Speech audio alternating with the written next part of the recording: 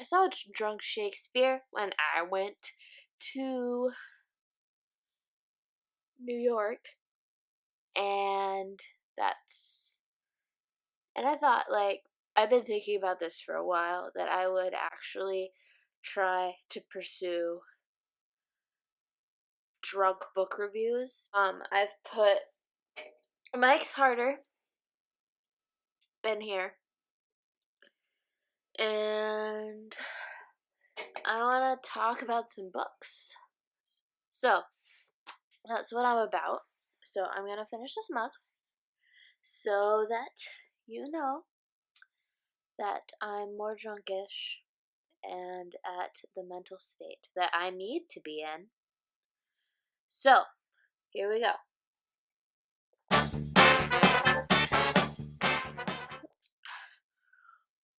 Empty cup. Okay. I'm gonna pour some more in here. But now that I've chugged a little, I can drink a little bit more leisurely now. I thought a hilarious way to start is with Old Jeffrey. You know, and this isn't just your standard Canterbury Tales. No, this Canterbury Tales is actually in Middle English. I don't know where the camera's looking at. I don't know why I'm showing you. It's in Middle English. And Chaucer means well. He really does. Like, I would say out of all of the crap that people will sort of force down your throat as like an English major, if that's the path that you're looking to go on. Like, he's an okay guy. For being in the Middle Ages, he actually doesn't write terrible women. Like, in general, he writes real people. And he was this guy that was just, he was a writer for a career. Like, he wrote stuff, and he also worked in the government, and he got to travel to, like, Italy and stuff. And he just actually didn't write terrible women. It's like, take note, Hollywood. You can write a story about a woman being a wife, and it doesn't have to be stupid stuff. Like, it's like, you know, take A Knight's Tale, like with Heath Ledger and stuff. It's not like that story is just, it's not even real. Like, because I guess they were like, we want to use Heath Ledger, and we want to use that British guy that's naked all the time, but we don't want to actually have to delve into the world of A Knight's Tale. Like, okay, let me find it. Like, A Knight's Tale is actually complex. Let me read you the first couple lines in Middle English for ya. Whilom, as old stories tellin us, there was a duke that highten Theseus at Athens. He was lord and governor, and his time swish a conqueror, that greater was the known under the sun, for many rich country had he won.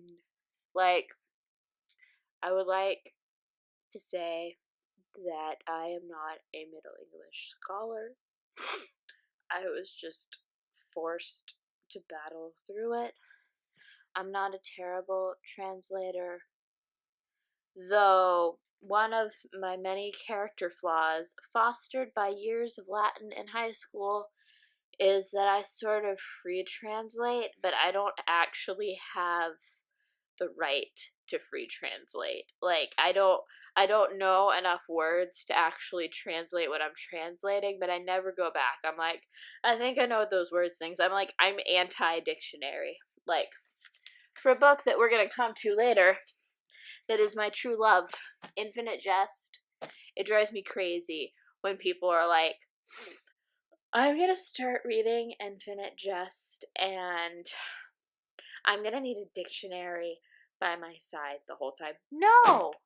Fuck you! No, you don't need a goddamn dictionary to read a book. I don't care what book it is. You don't need a dictionary. It's called context clues. It is. It's context clues. You don't need a dictionary. You can figure it out. But basically, To read A Knight's Tale, you need to fall back on your Midsummer Night's Dream trivia, because we've all read A Midsummer Night's Dream, right? Or you've watched it 3 times. No, let's produce Midsummer Night's Dream every season because it's about fairies. But Midsummer Night's Dream is like dark, which is actually what A Knight's Tale is going into. Because what happens with Knight's Tale is like, well, first off, there's these 2 dudes in jail that it's gonna happen. There's 2 dudes in jail, but we're under Theseus, who was the guy in Midsummer Night's Dream. And Midsummer Night's Dream is a little confusing for those that haven't read the play. I was confused because, like, often Theseus and Hippolyta are played by the same actors that Oberon and Titania are, because they're like obvious characters to double. They're basically the same characters, but it's actually super confusing because in my like 7-year-old mind, when I saw A Midsummer Night's Dream, it was like, oh, in the forest at nighttime, Theseus and Hippolyta become the fairy king and queen, and that's actually not the case. That's not the case at all. It's not. They're just like completely like they're kings and queens in different worlds, and they have different problems. But anyway, Theseus has Hippolyta as a wife, and one of like the underscores of it is that Hippolyta used to be like an Amazonian queen. Like, she is actually a badass that's married to this guy that conquered her land, and because like the Amazonians are like a race of women that are like, we are women, we are tough, we kidnap men and we have sex with them and then we throw them out, and we like, and like there's like no men in their lands, and they're like hardcore and they're battling. I was like, we use the men for sex and nothing else. You can go now. We're done with you. We're pregnant now. Yeah, and so she's captured in this strange land. She's in Athens, but this isn't about Hippolyta, like about how she's this trapped Amazonian queen and stuff, because like in A Midsummer Night's Dream, one of the dramas is that Hippolyta gets Theseus to pardon the short one, Hermia, because she doesn't want to marry the dude that is not Lysander. Or I'm mixing it up. I'm terrible. I'm sorry. The only Shakespeare I care about is Macbeth. That's all I care about. It's just like, I am here for Macbeth. I am here for Lady Macbeth. Notes. But anyway, but the thing is, like, she's like a woman that wants to allow this woman to like live her life and not die, and that's why she stands up for Hermia and makes sure Hermia isn't killed just because she doesn't marry a dude that she doesn't want to marry. Like, the underscore of A Midsummer Night's Dream is actually kind of terrifying. This girl who just like wants to love this guy Lysander is pretty much gonna die. She's gonna die. She's gonna die because she's not marrying who her father wants her to marry. Like, that's the subtext of A Midsummer Night's Dreams, and the fairies fix it. They fix it so the people love who they're supposed to love so that nobody dies. Like, that's the subtext of Midsummer Night's Dreams. They saved the day. Like, that's what happened. Like, that's the kind of society you're looking at. Like, Chaucer, like, he's saying it's a nice place, but Athens is, like, you think of Athens as this, like, place where there's righteous intellectuals walking around. This is an ancient Rome. There aren't, like, gladiator fests or anything. There's not, like, rampant blood sport, because the Greeks like to, like, paint themselves as these high people, but they still, like, kidnap people, and they still like want to put people to death. So that's like something that you want to keep in mind when looking at like A Knight's Tale. And I would like to put another caveat that I am not a scholar, and this is a drunk synopsis review of A Knight's Tale so far. I don't know how many videos this is gonna be. I'm just talking to a camera Like, in case you don't know, like, my phone actually looks like a calculator. So I'm talking to a calculator right now. But anyway, I'm getting off point. I need to go back to the story.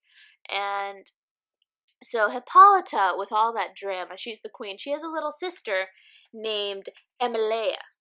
Emily. Her name's Emily, but it's spelled really cool. Like, it's spelled like Emylye or something. It's like really, it's really kick-ass. If I have a daughter and I want to name her Emily, I'm straight up naming her Emilia, and she's gonna be like, "Mom, why are you naming me Emilia? Everyone's making fun of you because my name is spelled weird." And it's like, your name's not spelled very weird.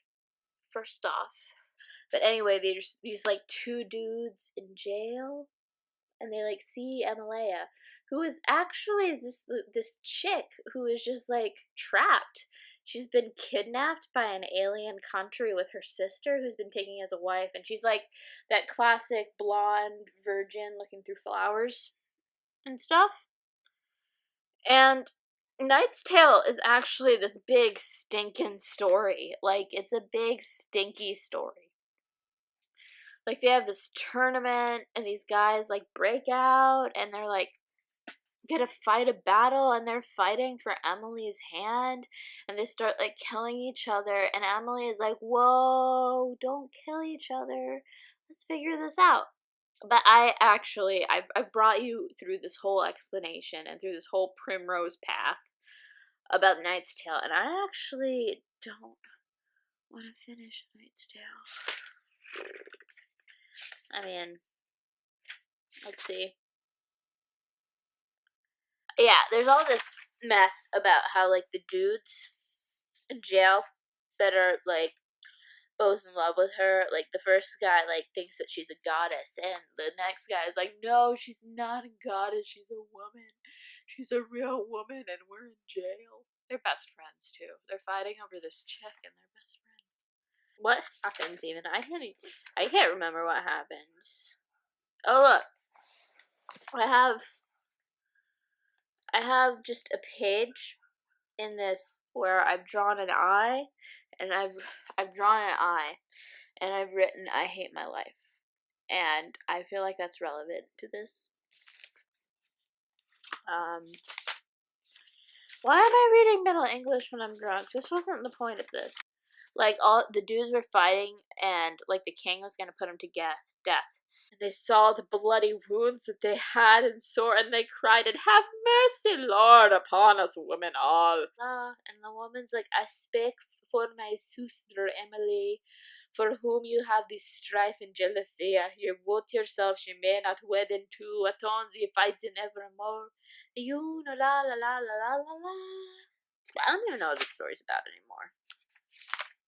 Why would I read Middle English if I'm partially inebriated? There's like 4 parts to this story. There's so much of this.